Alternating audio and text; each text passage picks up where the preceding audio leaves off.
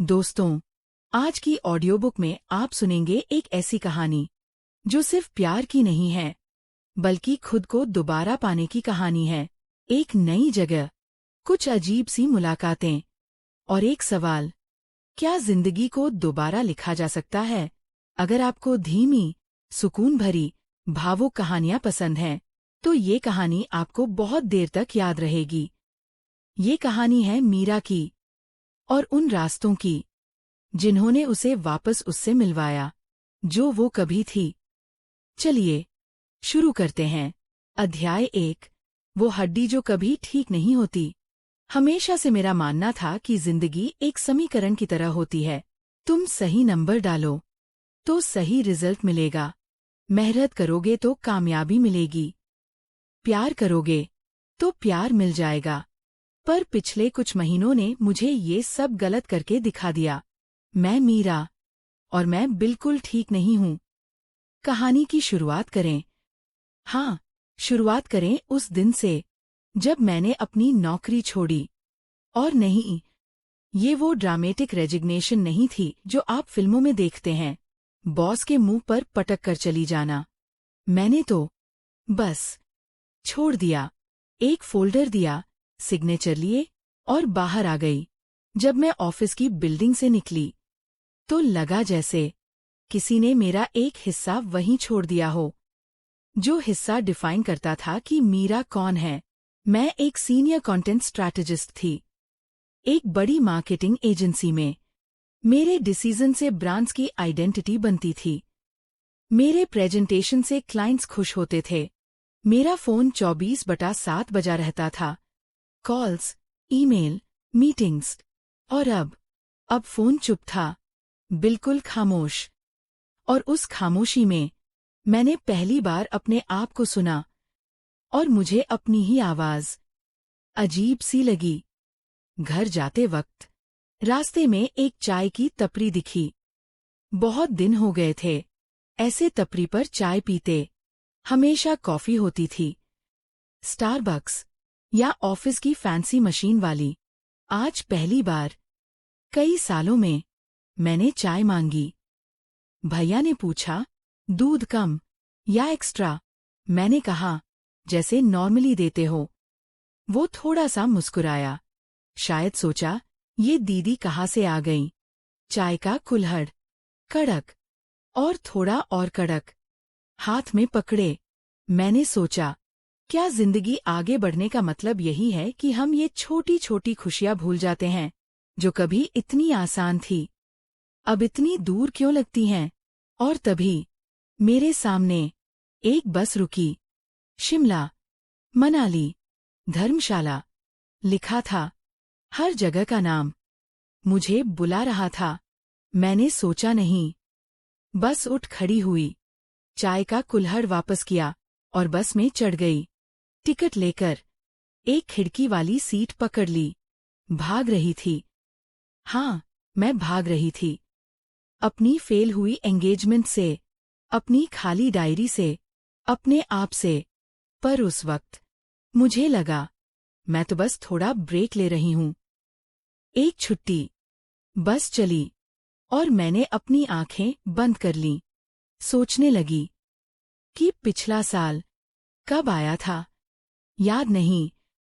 पिछला साल बस मीटिंग्स, टारगेट्स और एक रिश्ता जो खत्म होने से पहले ही खत्म हो गया। कभी आपने नोटिस किया कि कुछ लोग होते हैं जो आपकी लाइफ में आते हैं बस ये बताने के लिए कि आप अकेले नहीं हो सकते, और फिर जब जाते हैं तो आपको अकेलापन और भी ज्यादा फील होता है। वो थे रोहन, मेरे एक्स-फियांसे। अच्छे थे, ईमानदारी से, बहुत अच्छे। बस एक चीज कमी थी, कमिटमेंट।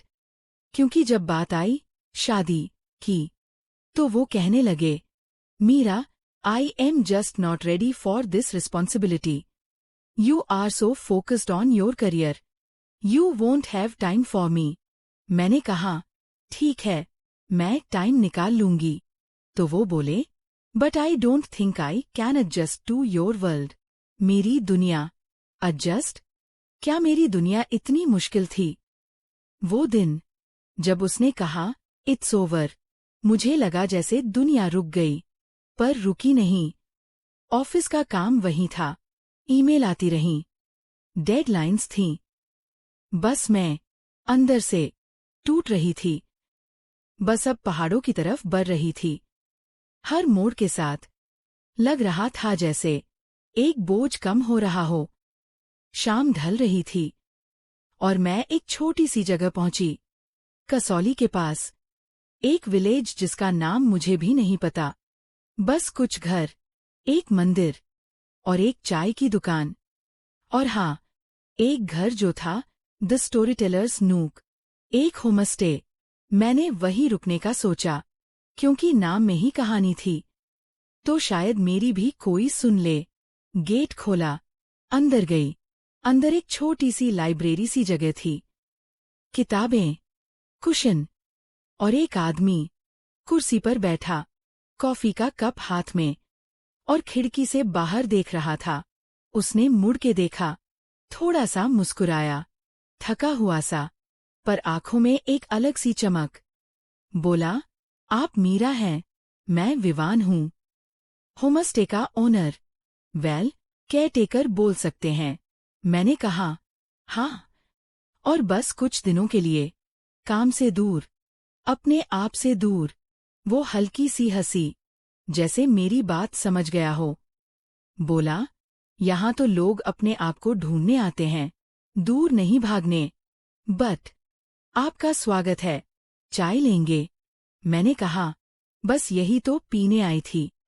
और उस एक बात ने जैसे एक दरवाज़ा सी खोल दी। पता नहीं क्यों, उस अजनबी के सामने मैंने पहली बार महसूस किया कि शायद यहाँ मुझे कुछ तो मिलेगा। क्या? वो खुद नहीं पता था, बस इतना पता था कि वो चाय बहुत अच्छी थी, और उस चाय के साथ एक नया सफ़र शुरू होने वाला था। अगर आपको ये कहानी पसंद आ रही है, तो वीडियो को लाइक करें और चैनल को सब्सक्राइब ज़रूर करें, ताकि अगली कड़ी तुरंत मिल सके। कमेंट में ज़रूर बताएं, आप इस कहानी को किस शहर से सुन रहे हैं। चलिए, आगे बढ़ते हैं। अध्याय 2, वो पहली सुबह। अगली सुबह जब आँख खुली, तो लगा जैसे कोई और दुनिया में आ गई हूँ। खिड़की से झांका तो सामने बस हरियाली थी, और दूर तक फैले पहाड़। ऐसा सन्नाटा, जहाँ सिर्फ हवा की सरसराहट सुनाई देती है, और वो ठंडी, मीठी हवा, जो शहर में कभी महसूस नहीं होती। मैं बिस्तर पर ही लेटी रही, कुछ सोचा नहीं, बस महसूस करती रही। बहुत दिनों बाद ऐसा लगा कि मेरे पास वक्त है, मेरा अपना वक्त। जल्दी किसी बात की नहीं, कोई मीटिंग नहीं, कोई डेडलाइन नहीं। तभी नीचे से आवाज आई, चाय की केतली की सीटी, और उसके बाद एक आवाज, मीरा जी, चाय तैयार है, नीचे आ जाइए। विवान की आवाज थी। कल रात बस कुछ पल की बातचीत हुई थी, पर आवाज से लगा जैसे सालों से जानती हूँ। मैंने जल्दी से तैयार होकर नीचे जाने का सोचा, पर फिर सोचा, क्यों? यहाँ तो कोई जज नहीं करता, कोई इम्प्रेस नहीं करना, तो बस जैसे थी। बाल खुले, बिना मेकअप के, चले गई नीचे। नीचे बरामदे में एक छोटी सी टेबल पर 2 कप चाय रखी थी, और साथ में एक प्लेट में भुने हुए मखाने, बिल्कुल वैसे ही जैसे मेरी नानी बनाती थी। विवान ने मेरी तरफ देखा और मुस्कुराया।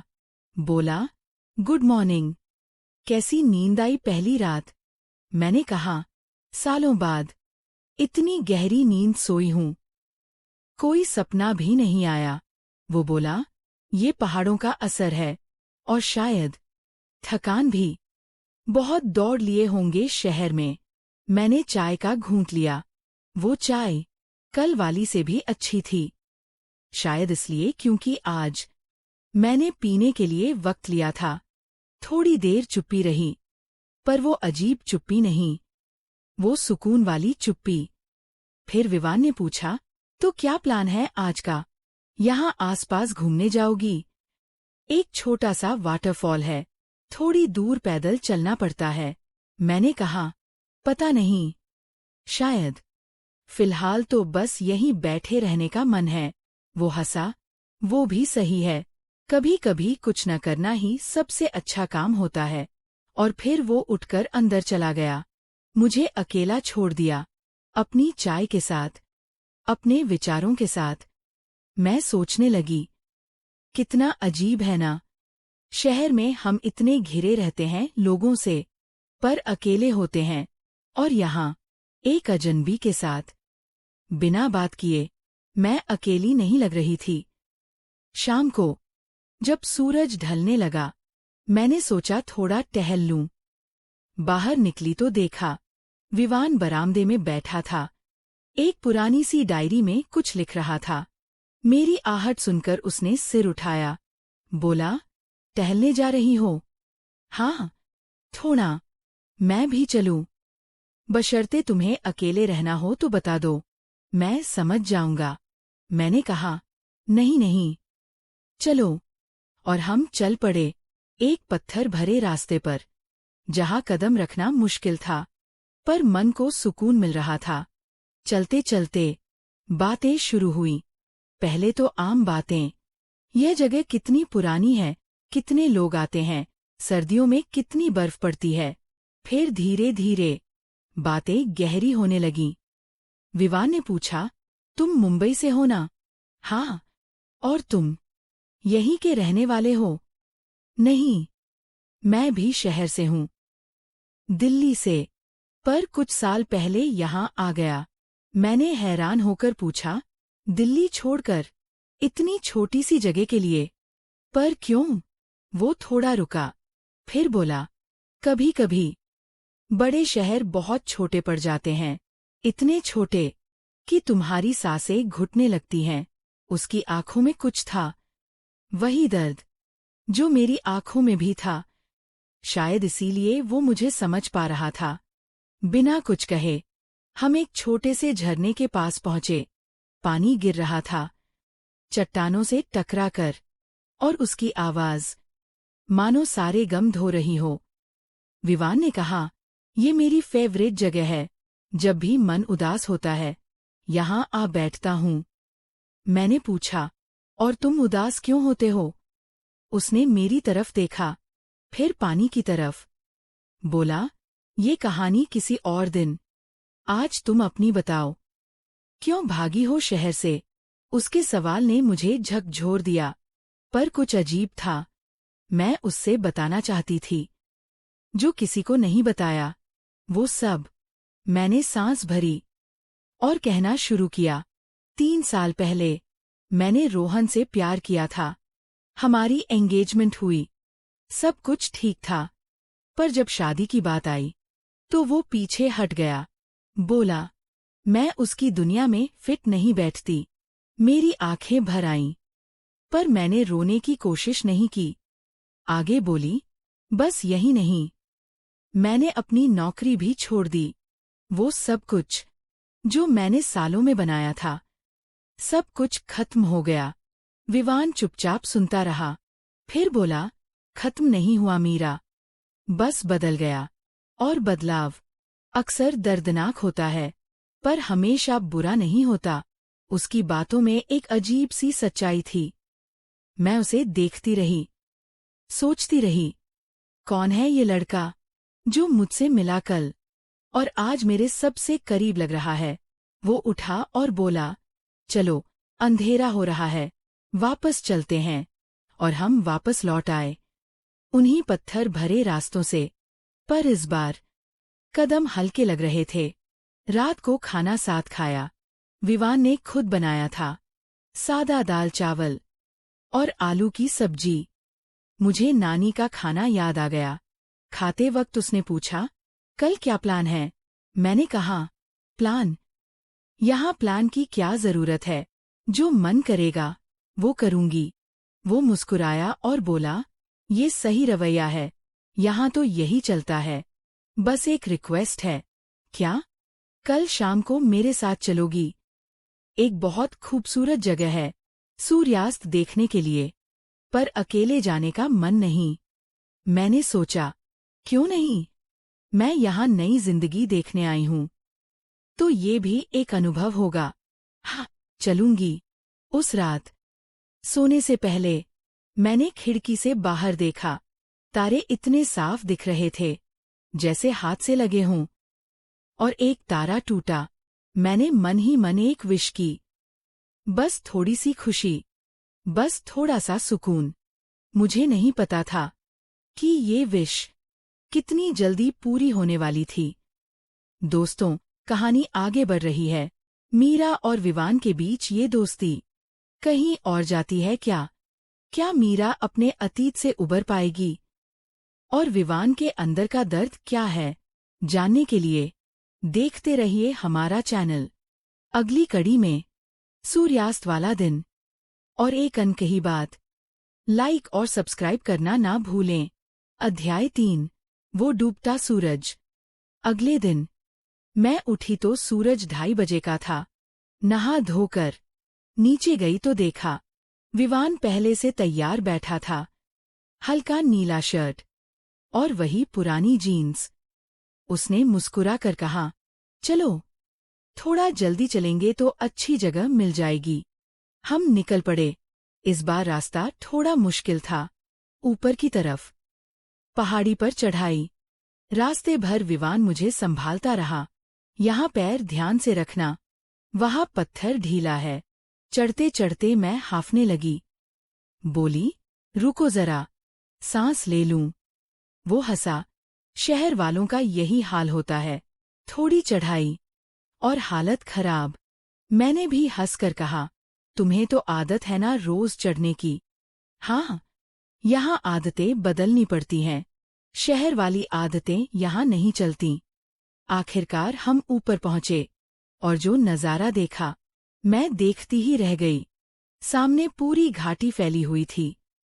हरे भरे पेड़, दूर बादलों के बीच झांकते पहाड़ और बीच में एक नदी चांदी की तरह चमक रही थी। और सूरज धीरे धीरे डूब रहा था, नारंगी और गुलाबी रंग बिखेरता हुआ। विवान ने कहा, कैसा लग रहा है? मैंने बिना नजर हटाए कहा, लगता है जैसे कोई पेंटिंग हो, असली नहीं। ठीक कहा, यहाँ सब कुछ ऐसा ही लगता है, असली से ज्यादा खूबसूरत। हम चुपचाप बैठे रहे, सूरज को डूबते देखते रहे। थोड़ी देर में सूरज ढल गया और आसमान में तारे चमकने लगे। विवान ने अचानक पूछा, मीरा, कभी लगा है तुम्हें कि तुम किसी और की जिंदगी जी रही हो, जो तुम्हारी अपनी नहीं है? उसका सवाल मेरे दिल को छू गया। मैंने कहा, हाँ, बिल्कुल। कई बार लगा, जब मैं वो काम कर रही थी जो मुझे पसंद नहीं था, वो रिश्ता निभा रही थी जो मुझे तोड़ रहा था, बस इसलिए कि समाज कहेगा, लोग कहेंगे। वो बोला, मैं भी ऐसा ही था। दिल्ली में एक कॉर्पोरेट जॉब थी, बड़ी सैलरी, बड़ा फ्लैट, बड़ी गाड़ी, सब कुछ था, पर खुशी नहीं थी। मैंने पूछा, तो क्या हुआ, यहाँ कैसे आए? उसने गहरी सांस ली और कहानी शुरू की। 4 साल पहले मैं दिल्ली में एक मार्केटिंग फर्म में वाइस प्रेसिडेंट था। हर रोज 14 घंटे काम, कोई छुट्टी नहीं, कोई परिवार नहीं। माँ पिताजी को महीने में एक बार फोन लगता था, वो भी मीटिंग के बीच में। एक दिन सुबह 4 बजे मुझे फोन आया, पिताजी को अटैक आया था।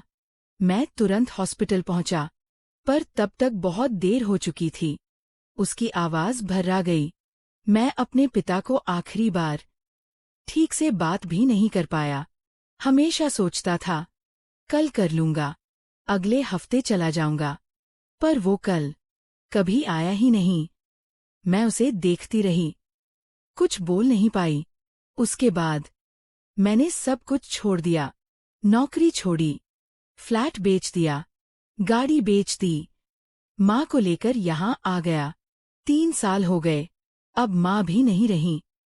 पर ये जगह, ये होमस्टे मेरा घर बन गया। उसकी आंखों में नमी थी, पर उसने खुद को संभाला। मैंने धीरे से कहा, आई एम सॉरी विवान। मुझे नहीं पता था। वो बोला, तुम्हें क्यों पता होता? पर शायद इसीलिए मैं तुम्हें समझ पा रहा हूं। हम दोनों ही कुछ खो कर आए हैं यहाँ। तू अपनी पहचान, मैं अपने अपने। उस रात हम बहुत देर तक बैठे रहे, तारों के नीचे, बातें करते रहे, चुप भी रहे। और जब वापस लौटे तो मुझे लगा, मैं अकेली नहीं हूं। कोई है जो मेरे दर्द को समझता है, बिना किसी शर्त के। दोस्तों, कहानी अब एक मोड़ पर आ गई है। मीरा और विवान की दोस्ती गहरी हो रही है। पर क्या ये सिर्फ दोस्ती है या कुछ और? अगली कड़ी में जानेंगे। एक बारिश की रात, और वो एहसास जो शब्दों में नहीं था। लाइक और सब्सक्राइब करना ना भूलें। अपने दोस्तों को भी ये कहानी भेजें, हो सकता है उन्हें भी सुकून मिले। अध्याय 4, बारिश की वो रात। अगले कुछ दिन यूं ही गुजर गए। सुबह की चाय, शाम की सैर, रात की बातें। हर गुजरते दिन के साथ मैं खुद को हल्का महसूस कर रही थी, जैसे कोई बोझ उतर रहा हो। धीरे धीरे, एक एक करके, विवान से मुलाकातें अब रोज की आदत बन गई थीं। कभी वो मुझे कोई पुरानी किताब दिखाता, कभी मैं उसे अपनी लिखी कविताएं सुनाती। हंसते बहुत थे, पर कभी कभी उसकी आंखों में वही उदासी तैर जाती, जिसे वो छुपाने की कोशिश करता। मैं समझ गई थी, उसे वक्त चाहिए, जैसे मुझे चाहिए था। और फिर वो दिन आया, जिसने सब कुछ बदल दिया। उस दिन सुबह से मौसम खराब था, बादल घिरे हुए थे, हवा में नमी थी, और दोपहर होते होते बारिश शुरू हो गई। पहाड़ों पर बारिश का मजा ही कुछ और होता है। मैं बरामदे में बैठी बारिश देख रही थी, और विवान अंदर किताब पढ़ रहा था। अचानक बिजली चमकी, और उसके बाद इतना जोर का कड़कड़ाहट हुआ कि पूरे घर की लाइटें चली गईं। अंधेरा छा गया, घुप अंधेरा। मैं डर गई। बचपन से बिजली से डर लगता है। अंधेरे में ही चिल्लाई, विवान। बस कुछ ही पलों में उसने मेरा हाथ थाम लिया, बोला, डरो मत, मैं हूं ना। उसकी आवाज में इतना भरोसा था कि मेरा डर आधा हो गया। वो बोला, यहाँ बैठो, मैं मोमबत्ती लाता हूँ। थोड़ी देर में उसने मोमबत्ती जलाई, और कुछ और भी, एक छोटी सी लालटेन, और चाय का कप। बोला, बारिश की रात, और चाय ना हो, ऐसा नहीं चलता। हम बरामदे में ही बैठ गए, बारिश देखते हुए, मोमबत्ती की रोशनी में। उस रात बहुत कुछ हुआ। बातें हुईं, सपनों की, डर की, अकेलेपन की, और फिर अचानक सब कुछ खामोश हो गया। हम एक दूसरे को देख रहे थे, मोमबत्ती की टिमटिमाती रोशनी में। और फिर उसने मेरा हाथ थामा, बहुत हल्के से, जैसे कोई नाजुक चीज छू रहा हो। बोला, मीरा, पता है, तुम्हारे आने के बाद ये घर फिर से घर लगने लगा है। मेरा दिल जोर से धड़का। मैंने कहा, विवान। मैं? उसने उंगली मेरे होठों पर रखी और धीरे से कहा, कुछ मत बोलो, बस यूं ही रहने दो। ये पल, ये एहसास, बस यूं ही रहने दो। और फिर उस रात, बारिश में, उसने मुझे चूमा, हल्का सा, नरम सा, जैसे बारिश की पहली बूंद। मैं समझ गई, मैं उससे प्यार करने लगी हूं। पर क्या ये सही है? क्या मैं तैयार हूं? अभी तो कल ही मैं रोहन के बारे में सोच रही थी। आज बारिश रुकी, लाइटें आ गईं, पर हमारे बीच कुछ बदल चुका था। कुछ अनकहा, पर महसूस होता हुआ।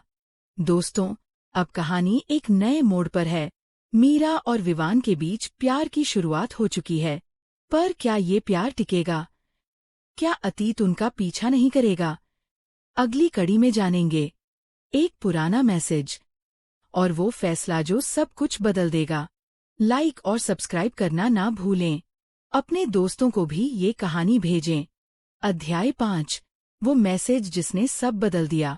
उस रात के बाद सब कुछ बदल गया था। हम एक दूसरे को देखते तो नजरें चुरा लेते, बात करते तो बीच में चुप हो जाते। वो अनकहापन अब बोझ बनने लगा था। तीसरे दिन मैंने सोचा बात करनी होगी, पर उससे पहले मेरे फोन की घंटी बजी। एक मैसेज आया था रोहन से। Meera, I know I messed up, can we talk, I miss you. मैं वहीं जम गई। इतने महीनों बाद वो क्यों याद आया? जब मैं आगे बढ़ने लगी हूं तभी वो क्यों लौट आया? शाम को विवान से मिली तो मैं चुप थी। उसने पूछा, क्या हुआ? तुम ठीक नहीं लग रही। मैं उसे सच बता देना चाहती थी, पर डर रही थी कहीं वो सोचे मैं अभी पूरी तरह ठीक नहीं हूं। कहीं वो सोचे मैं रोहन को भूल नहीं पाई। मैंने झूठ बोल दिया, बस थोड़ा सिर दर्द है। उसने दवाई दी, पानी दिया, पर उसकी आंखों में एक सवाल था जो उसने पूछा नहीं। रात को मैंने रोहन का मैसेज फिर पढ़ा और फिर डिलीट कर दिया, पर दिमाग से नहीं डिलीट हुआ। अगली कड़ी में जानेंगे मीरा क्या फैसला लेती है। क्या वो विवान को सच बताती है? अध्याय 6, वो सच जो छुपा ना सके। अगले दिन मैंने फैसला किया, सच बताऊंगी। शाम को हम उसी झरने के पास गए जहां पहली बार गहरी बातें हुई थीं। मैंने कहा, विवान, मुझे कुछ बताना है। वो बोला, बोलो। कल रोहन का मैसेज आया था। वो चुप रहा, देखता रहा मुझे। मैंने आगे कहा, मैंने उसे रिप्लाई नहीं किया, पर मैं तुमसे छुपाना नहीं चाहती। वो थोड़ी देर चुप रहा, फिर बोला, मीरा, मैं समझता हूं तुम अभी उलझन में हो और ये नॉर्मल है, पर मैं तुम्हारा इंतजार कर सकता हूं। जितना वक्त लगे। उसकी बातों ने मुझे और उलझा दिया। इतना अच्छा इंसान, मेरे लिए इतना कुछ, और मैं एक पुराने रिश्ते के भूत से डर रही हूं। अगली कड़ी में जानेंगे मीरा का फैसला और एक नई शुरुआत। अध्याय 7, वो फैसला। मैंने 3 दिन सोचा, अपने दिल की सुनी, अपने दिमाग की भी, और फिर एक सुबह विवान के सामने जा खड़ी हुई। बोली, विवान, मैंने फैसला कर लिया है। उसने बिना कुछ कहे मेरी तरफ देखा। मैं रोहन को भूल चुकी हूं। वो मेरा अतीत है और तुम मेरा वर्तमान हो और भविष्य भी, अगर तुम चाहो। उसकी आंखों में खुशी के आंसू थे। बोला, बस इसी इंतजार में था कि तुम खुद को तैयार महसूस करो। उस दिन से हमारी कहानी शुरू हुई। पहाड़ों की खामोशी गवाह बनी हमारे प्यार की। अगली कड़ी में 1 साल बाद। अध्याय 8, वो वापसी। 1 साल बाद। 1 साल बीत गया। मैं और विवान साथ थे, उसी होमस्टे में, उन्हीं पहाड़ों के बीच। मैंने अब यहीं रहने का फैसला किया था। दूर से काम करती हूँ और विवान के साथ होमस्टे संभालती हूँ। वो दर्द, वो टूटन, अब यादें बन गई थीं। एक दिन विवान ने पूछा, कभी लगता है शहर वापस जाने का मन? मैंने हंसते हुए कहा, यही मेरा शहर है अब। ये पहाड़, ये हवा, और तुम। वो मुस्कुराया और बोला, आई लव यू मीरा। मैंने कहा, I love you too Vivaan. और सबसे जरूरी, आई लव माई सेल्फ। फिर से। अध्याय 9, वो खूबसूरत जिंदगी। आज 2 साल बाद मैं उसी पहाड़ी पर बैठी हूँ जहां पहली बार विवान मुझे लेकर आया था। सूरज डूब रहा है, ठीक उस दिन की तरह। पर आज मैं वो मीरा नहीं हूं जो टूट कर आई थी। आज मैं खुद से प्यार करती हूं, अपनी कमियों से, अपनी ताकत से, अपनी कहानी से। विवान बगल में बैठा है, मेरा हाथ थामे। हम दोनों चुप हैं, पर चुप्पी में भी बातें होती हैं। मैंने उससे पूछा, विवान, ये जिंदगी जो हमने बनाई है, ये खूबसूरत है ना? उसने मेरी तरफ देखा, गहराई से, बोला, तुम हो तो हर लम्हा खूबसूरत है। और फिर हम देखते रहे, डूबते सूरज को। दोस्तों, शायद परफेक्ट लाइफ जैसी कोई चीज होती ही नहीं, पर कभी कभी जो लाइफ हमें मिलती है, वही सबसे ज्यादा खूबसूरत होती है। बस जरूरत होती है उसे देखने की नजर और उसे जीने का हौसला। अगर आपको ये कहानी पसंद आई हो, तो वीडियो को लाइक करें, शेयर करें और चैनल को सब्सक्राइब करना ना भूलें। ऐसी ही और कहानियों के लिए जुड़े रहिए हमारे साथ। धन्यवाद। अपना ख्याल रखिए और अपनी कहानी खूबसूरत बनाइए। नमस्कार।